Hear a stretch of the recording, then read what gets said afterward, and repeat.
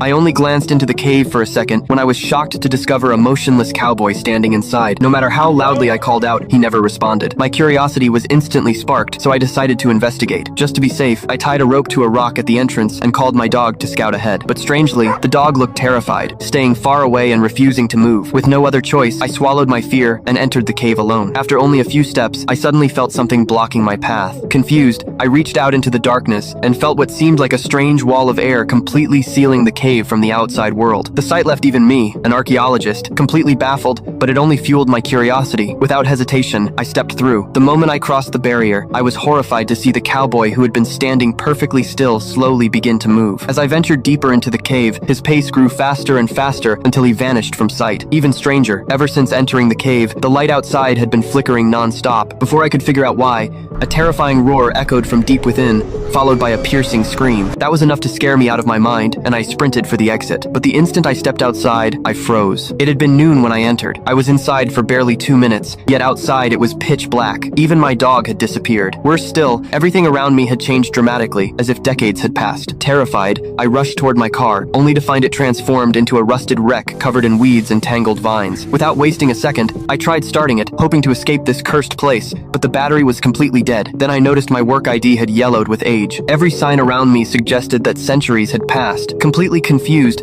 I searched the area for clues. That's when I spotted an off-road vehicle nearby. Seeing no one around, I planned to take its battery for my own car. But when I got closer, I found it was just as decayed. I clearly remembered that vehicle wasn't there when I arrived. Then a backpack inside caught my attention. It belonged to my student, Nick. Only then did I realize how serious the situation had become. I guessed that after I entered the cave, my worried students had come looking for me, and all the evidence suggested they had entered the cave as well. Thinking of this, I returned to the entrance and gathered the courage to go back inside. To avoid getting lost, I scattered glow sticks along the ground so I could find my way out later. But when I crossed the air barrier, the glow stick I tossed suddenly floated in midair. Instinctively, I reached for it, and it slowly moved with my hand. Only after fully passing through the barrier did it finally drop to the ground. At that moment, the cave entrance behind me began flashing again. At the same time, that terrifying roar echoed once more from deep within, but this time, I didn't turn back. Instead, I pushed deeper into the cave, because my students were